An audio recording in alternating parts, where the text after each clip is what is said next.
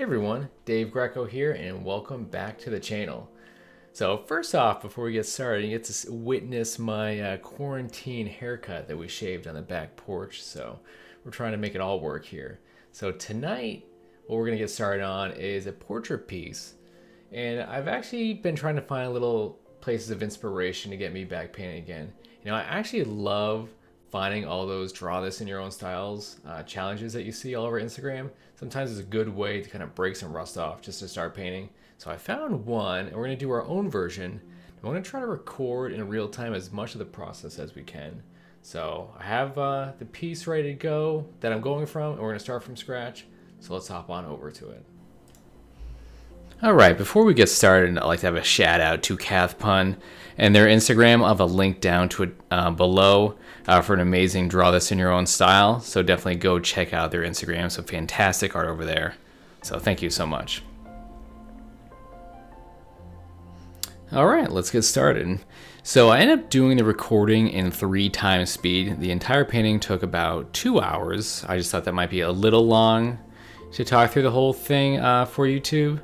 But this should be plenty slow to still be able to tell what's going on, and I can kind of talk about what I did previously. So basically I showed you a quick picture of what we're going to be working on and what I'm getting the inspiration from. So what I usually want to do right off the bat is have, you know, really finding the forms of the face. I have like a picture in my head on what I want to do, and I really want to just do quick lines all over this thing. I want to keep my hand moving all over the canvas. I'm not going to spend too much time like on the nose or the ear or the mouth or anything like that. I just want to keep working and keep moving. I think nice, loose, quick lines to start a piece is one of the best ways to handle anything, and it gives your piece a lot of energy off the get-go. I think if you start really stiff, it's hard, you can't really loosen it up later, you know? I think as you render a piece, it's going to harden up on its own. So it's good to stay kind of loose, keep those ideas flowing, and so that's kind of what we're doing right here. I'm just trying to find a lot of like hairlines and movement and shape, while still kind of trying to figure out some anatomy stuff. You know, it's also good to do a nice flip as soon as possible. You don't want to wait too long, because then you always get people that look like they're kind of sliding to an angle, or so, you know, it's always messy if you wait too long to do your canvas flips. I used to have a big problem with that way back early in my career, where I would take way too long to flip the canvas and then have to do a lot of fixing down the road. It would always scare me when I realized I worked on a piece for 8 hours without flipping it once. It's almost like you didn't want to do it. So I'm still trying to figure out a lot of the hair shapes. I'm still staying in the sketch phase. I'm not trying to clean up too early. I remember when I first started sketching it, I actually did this piece this morning, is I was going for like a really long neck at first. I ended up shortening it up a bit, just because it looked a little too crazy once I started rendering. So I didn't spend too long in this phase, and you'll actually even see that I actually didn't spend a lot of time at all in the black and white. I'm actually trying to spend less time in the black and white as I used to. I feel like I can skip a couple steps and knock some time off a piece if I just can get into the color. So what I usually do with any piece, you know, I have that kind of original loose drawing. I will kind of knock it back a layer and then spend this time to do like a little bit of a cleaner line drawing. I don't have to go crazy. You know, I'm not doing like a super clean, edgy line drawing for the whole thing. But I would like to kind of spend time and figure out a lot of shapes. You know, when I paint and draw, I create a lot of this stuff kind of as I go. I have a loose idea to start, but a lot of the shapes and color and light, I kind of figure it out, you know, throughout the entire process. You know, I'll figure out what works and what doesn't, and then maybe I'll get some ideas for a different part of the painting as I go. So that's always part of it too. Trying to find some more specific shapes on how the ears are working. There was some very unique looking ears in an original sketch, so I thought that was pretty cool. You know, like always, I want to find at least some cool hair shapes that I can have some fun with. That's always super important to me.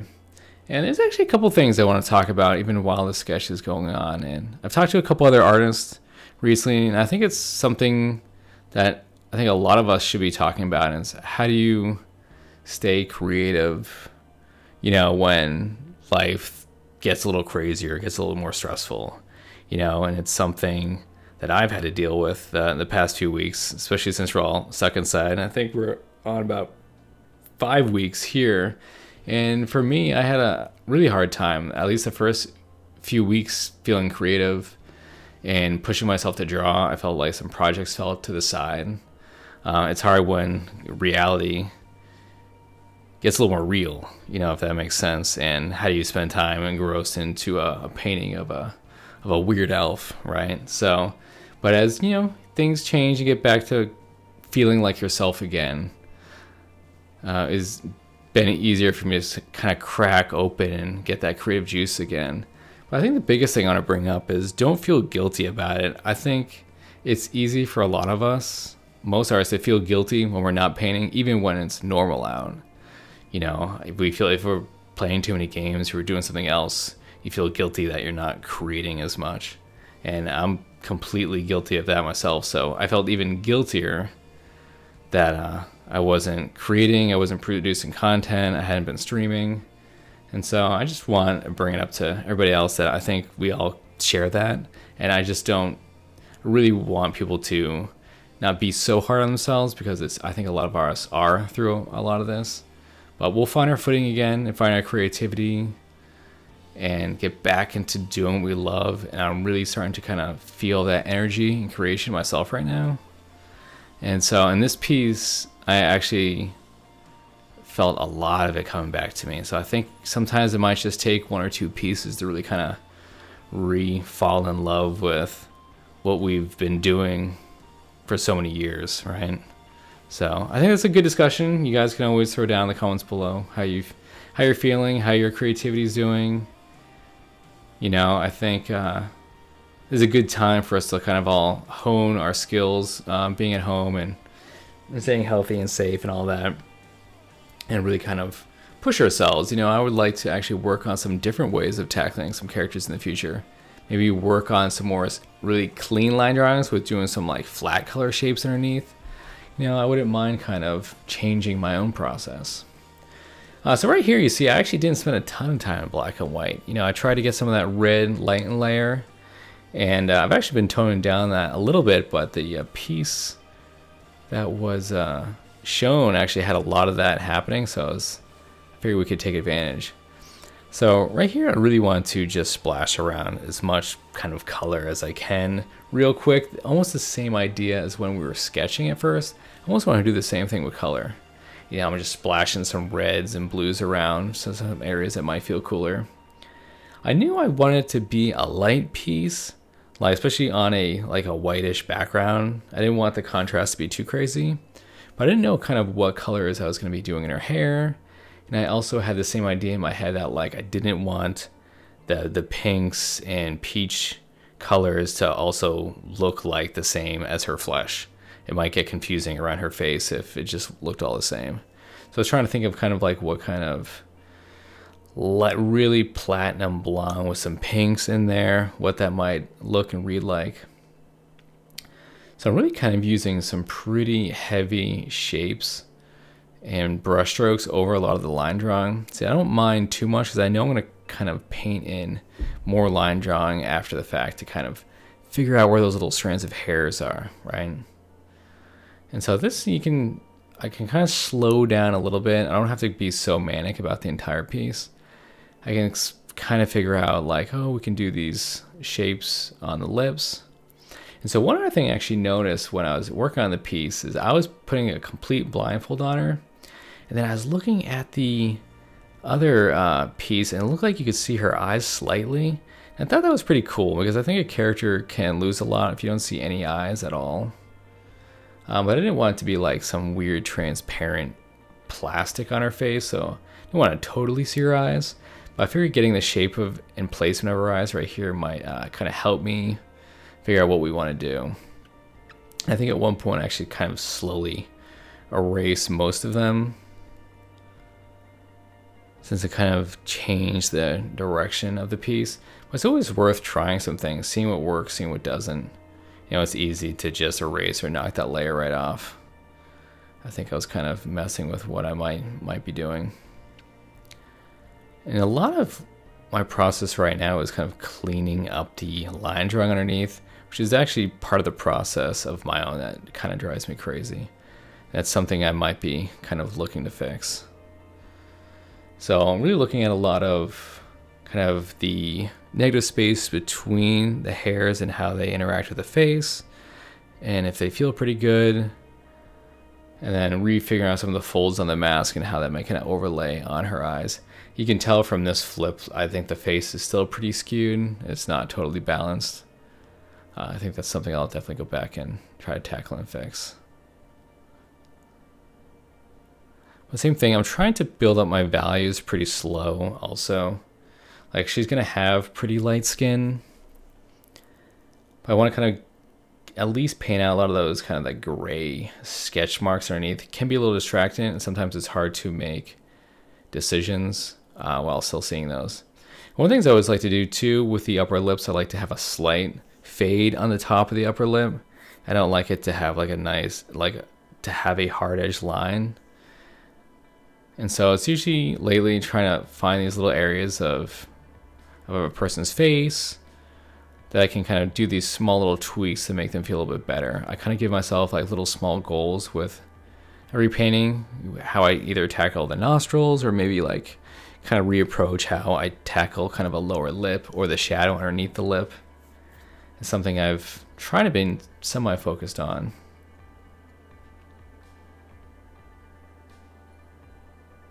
And so usually right now, I'm not like 100% sure kind of where I'm going with a lot of it, but I just know I can slowly tackle each part kind of one step at a time and then hope I can kind of find my way through the piece. So I think even at ×3 right now, I think it's a good speed to watch this. I think at normal 1 times could probably drag out a little bit because there might even be periods where I just stare at it. We want a little bit more than that. So it's really carving out, trying to figure out where the nostrils are. I think it's really just slowing your brain down sometimes. It's like, yeah, you want your brain to go really fast at the beginning to kind of hit up all these different parts of the body and the face. But like, if you're working on a nose or working on a mouth, slow down and get specific, like kind of mentally on it, like, why is this nostril doing this? Why is it curving in here? Why is there a little bit of light hitting right here? And really just spend time and focus on that. So I'm subtly trying to figure out some of these shapes of the hair. I can start to tell that after I kind of covered up one of the eyes, that some of the direction where I was going was starting to go in a place that I like. I can tell when I was working on it that like I was starting to feel that momentum. You know what I mean? You guys were working on a piece and it feels like you're kind of like lost in the woods or you're just treading water. You're like, I don't know where this is going, but something hits at one point. You put like a certain part of lighting in, or the contrast is working really well, and you're like, oh, damn, this is starting to actually come together. And then you get excited, and then it's basically all you want to work on till you finish. Like, you can't work on any other art till you are at least close to finishing that one. You know, I think once I started that left side of the face and filling out the hair here, I started to feel that kind of energy that I liked where this was going. I could kind of tell. I think especially once I started getting a little bit more of the pinks added into the hair, started feeling pretty good. And also, by the way, so the brushes used on this really is just my DG main and the DG underbrush, which you can check out. Link below for all the brushes that I use on almost every painting you see here. It's the exact same brush pack. I use that DG main a lot on my paintings. Probably overuse it, but it paints the way that I'm painting right now, and so I don't really have a ton of reasons to use another one. It just works for me right now. So it's really kind of just like cascading my way across the painting, trying to fill in these little gaps.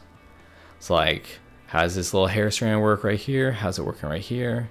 And continually up the forehead, I might bounce back and see some shapes that I like, see some colors that I like, and it's always kind of like figuring out where else can work in the piece. Yeah, so same thing, so just trying to model size of the hair. And at one point, you know, I always know in my head that I'm gonna have to venture across the painting and almost do the exact same thing on the other side, which can kind of like be mentally draining sometimes, but you know you have to get over there and tackle it. So sometimes I'm always trying to figure out, you know, how dark do I make the shadow underneath the lower lip. Sometimes you can get pretty extreme with that shadow. Sometimes you can be more subtle with it. So that's something that I've been playing with lately. And also the shadow underneath the nose. You know, sometimes you can go too extreme with those shadows. Sometimes you don't have to have anything at all. And I actually decided to kind of break from like a real mask. I felt like these cuts in the mask gave like a nice little shape to it, even if a normal mask wouldn't have a cut and fold in that unless it was like glued to her face. But I just liked how it looked, and you know, sometimes that just wins out. If you like how it looks and it still fits into the realm of believability within your piece, then I think it's worth doing. So I knew I was gonna jam in some, I felt like, so getting some more saturated color underneath her jaw and her chin and really kind of figuring that area out, and that really spoke to me a lot, and I wanted to kind of jam that out all over. Especially once I start getting some actual lighting on her neck, because you always want to make sure your head feels like it's coming forward from your neck, right? And it's not sitting on this exact same plane. And that's how I kind of figure out a lot of colors as I go. So some of that kind of saturated pink that I have down below, I kind of tucked into sections of her hair above.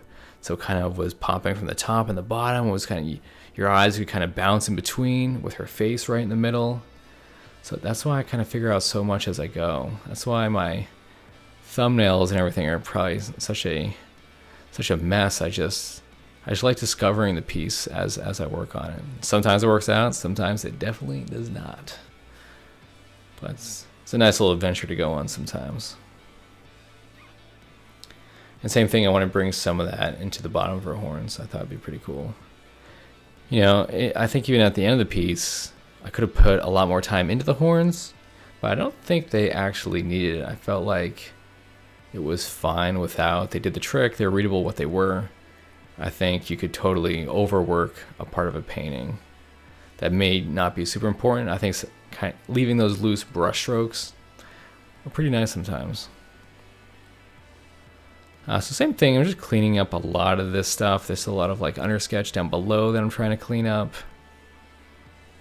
And I still want her face to feel like it has like form and kind of some highlighted areas, even if they're subtle.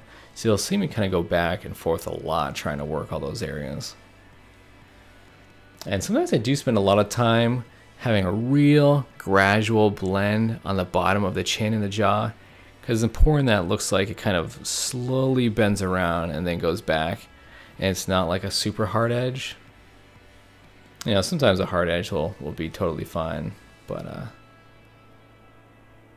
other times I like to, especially if it's rendered out enough, I want to feel like it lives in space. So me, I had to spend a little bit of time figuring out how her neck should actually be shaped before I kind of had it too much like some weird tube coming down. So it's good to kind of figure out where all the muscles are. And you know, that's actually one thing too. I actually don't spend a ton of time on her shoulders and collarbone area. I kind of give some general shapes. I just didn't think it was the focus of the piece.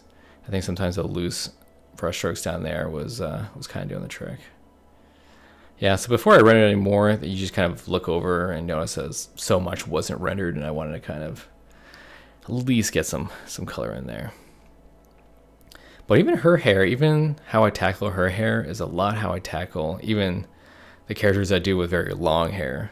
You know, just trying to find these larger silhouettes and then slowly kind of cut lines to figure out some more interesting, smaller shaped areas of hair. And then kind of figure out where those shadows are and what highlights, and then kind of create unique shapes that are interesting to me within the hair. And that's why I love painting hair so much. It's almost like just working on some weird abstract piece. You don't have to worry too much about muscles or real lighting. You know, you just have to make shapes that feel nice and that work. And so really just kind of brushing in some pretty much some quick color and shape. I go back and clean that up when I can. Make sure it's kind of, some of the edges are soft enough, and it's really just getting some small blending. And if you guys want, I have a really small YouTube tutorial on blending. It's really simple. It's really just kind of how I blend a lot of little areas together, since I use the same brush. So you can definitely check that out in my video library, if anyone is ever curious on how I blend. I haven't seen it in a while, but I'm sure it's pretty much the same. So same thing with the hair. I'm just finding like I just kind of carve in these little lines to kind of break up those little shapes at the top. And it's really just going through for a piece and find and clean up. You know, I was pretty happy with the time that the piece took. You know, it really was, I think, a little under 2 hours. I think the full recording was 1 hour and 50 minutes, which was still a pretty good time for me. And I'm not trying to like speed paint this. I am usually always trying to kind of clean up my process to get to a result faster. That's usually something any art director or client always appreciates, if you can work faster, but it's not usually something I'm just trying to do for the sake of painting quick. And this is actually an easier process for me to record and then kind of do voiceover after, instead of talking while painting. This way I can actually concentrate on the painting a little bit more. And actually for this one, this was actually broken up into like 7 parts, especially with the family home. I have to stop painting constantly, turn the recording off, stop painting, come back, recording on, and keep going. So if you guys like this type of format and complete commentaries from start to finish, definitely let me know down below. I know this is pretty long for a YouTube video, but we'll have quick tutorials also, and then maybe some more of these in-depth ones. You know, I know people have a little bit more time to kill at home, so maybe just pop this on in the background and kind of watch this whole process. I think if you can take even like a little thing from it, that's pretty major. See, it's really kind of falling in love with these little lines that I can start carving into the hair. I can tell just adding that little thick line where it looks like it has like a little bit of depth on that part of the hair. Those are like the parts that I really love. And I spent a little bit of time at the end really finding some really nice clean line areas where I can make shapes pop out. So this was going back and add a little bit more highlights to bring contrast and bring the skin out a little bit here. Same with, I just kind of use that, I think, the airbrush. You always have to be careful with that because you can soften up too much. Usually when I do use that brush, I go in and make some more hard-edged areas. And say I'm back to the DG main. Even with this, get a little bit of texture on it. And I actually don't mess with her eyes that much. They felt like it was subtle enough from this sketch before that I almost didn't even touch it throughout this entire painting. I was afraid to make it too rendered or covered up too much. It just seemed to work. I think just constantly painting over a piece, you have like little treasures that you leave underneath that can bleed through into the painting. And I feel like that was always something, even from working in oil way back, that kind of came through with even my digital work. So I was trying some cool ways to just bring some more interest into these little parts of hair. I think sometimes if the value of it looked too close to the skin, maybe we could try some different ways to bring that light out. You know, and I want to get a nice little shine to the hair and to the top. And just keep exploring those little sections. You know, I actually really enjoyed kind of how monochromatic we were going with the piece. I think there was something kind of like soft and sweet about all of it that I was really enjoying, actually. And even you can find some really small little areas of saturated color to kind of pop in, and you can always give it like a little bit more interest.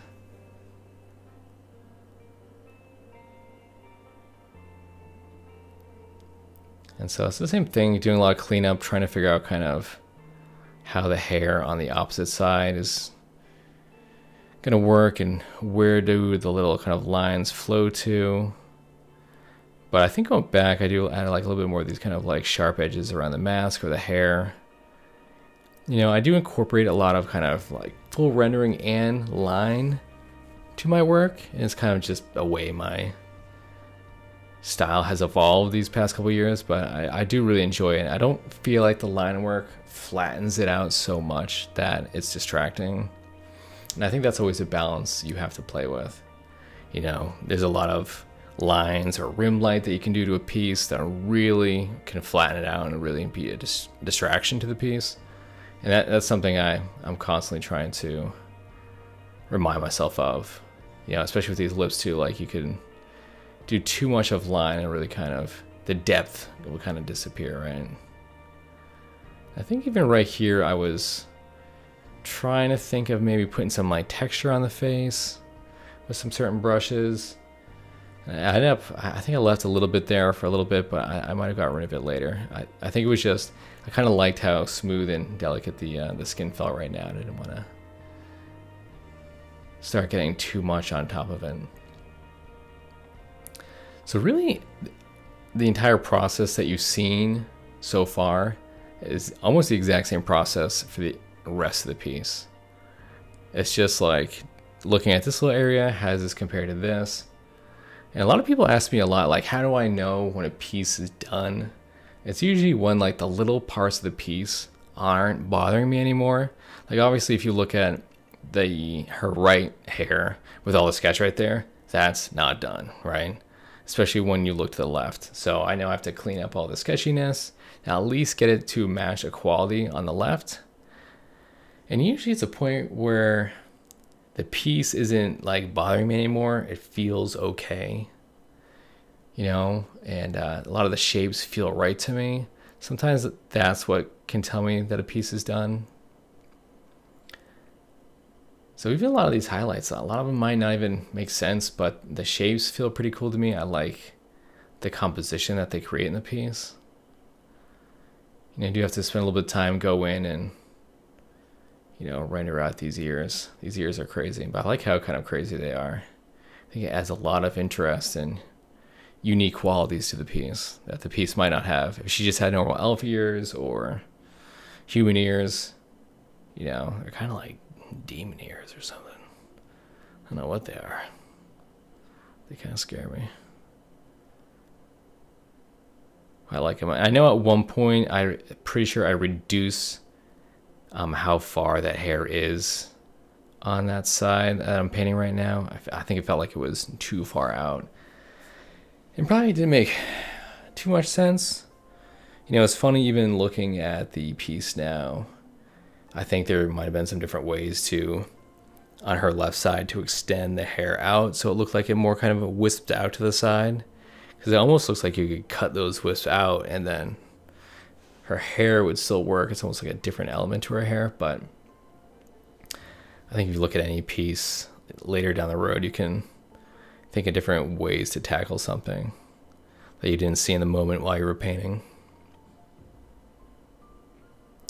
Yeah, and even for the ears, I kind of just make some kind of weird earlobe shapes. I don't get too specific for it. I don't think it's probably that necessary. Now, human ears, you should probably get pretty specific. Look at some ear reference. Figure out where all those folds are. But for these, like, kind of crazy ears, you can kind of just get something going. Yeah, I'm sure there's some better, quicker ways to tackle, like, these larger areas. But, you know, you find a process that works for you. You know, it's easy to stick to.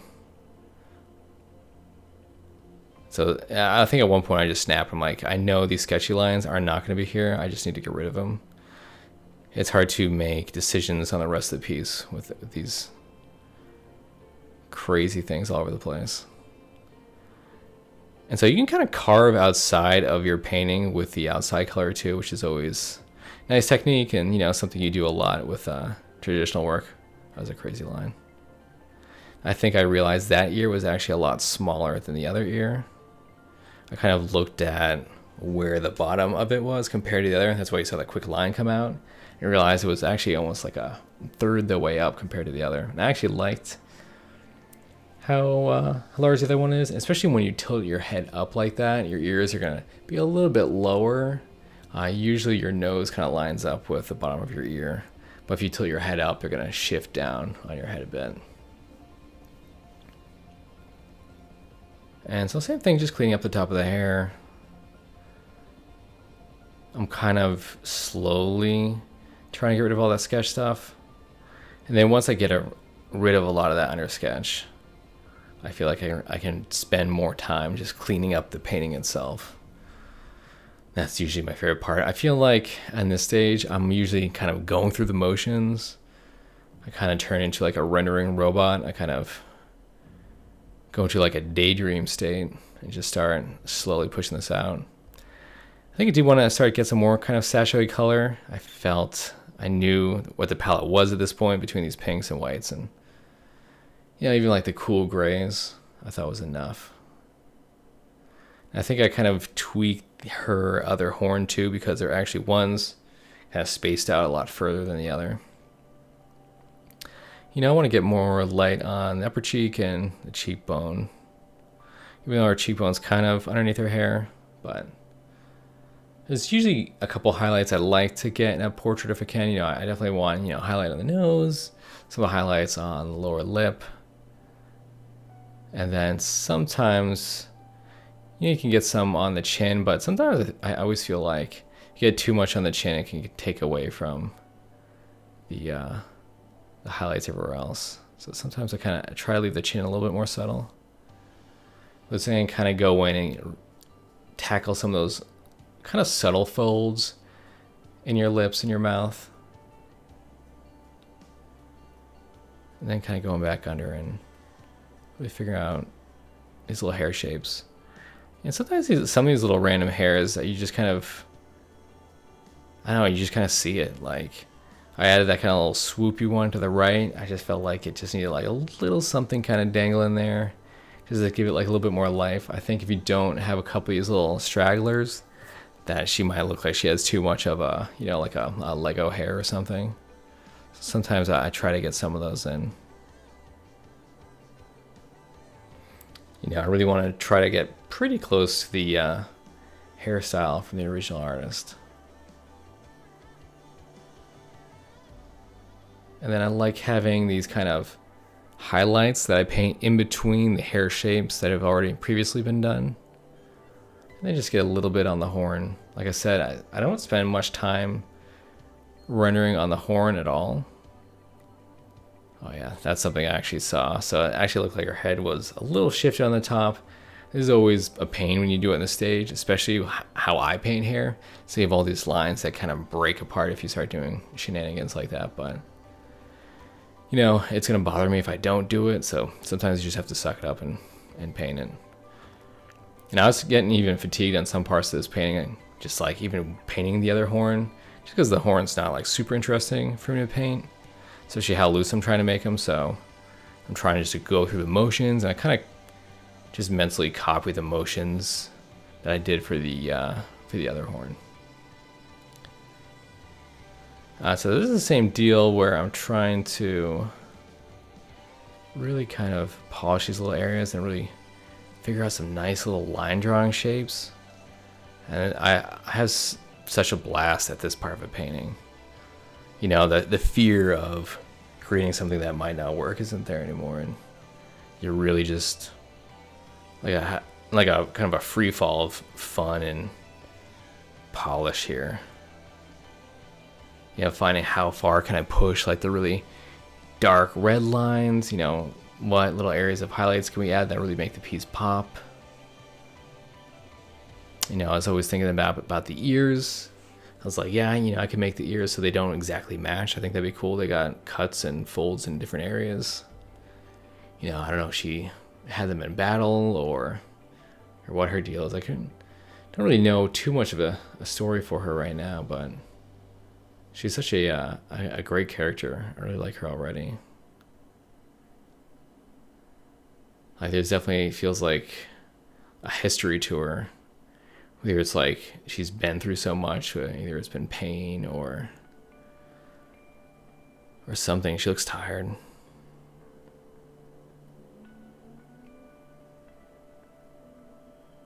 Yeah, it's the same deal. I think for this part, I actually thought about bringing up her eye mask past that shape where her bangs are. I think I brought it up even like a little bit further in her head. I thought that might have been pretty cool. Because really it's just finding like line cleanup, more highlights and more darker areas. You know, you always want to push a piece. You start in the middle, you push the darks a little bit further, the highlights a little bit further, and you just keep expanding that more and more and more until you have, you know, where your values start feeling pretty good. And so this is a piece where I actually enjoyed not spending so much time in the black and white. I felt like so much of my exploration was in the color, finding what colors worked. And I think not only did I save myself a lot of time, I think the piece might have come out, you know, a little bit more fun and loose in the color stage because I didn't. Yeah, so just I wanted to keep this loose, but still having kind of anatomy that made sense, but I didn't want to get too crazy with it. I think on the original one, she has this kind of like X white scar on her shoulder. I did like maybe a couple minutes of polish after the recording, so you'll see in the final there might be like a couple small things. I mean, I think I got that in the piece. Yeah, I just want to keep it loose with some nice little shapes just kind of cut in. Kind of the focus of the piece isn't at the bottom, right? And then I can go back around and really kind of figure out this little small stuff.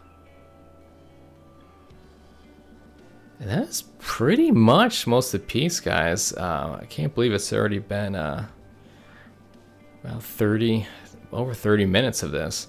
So if you guys like this process, I'll show you guys the final, and I'll give you guys a link to what the final looks like on my Instagram if you want to check that out.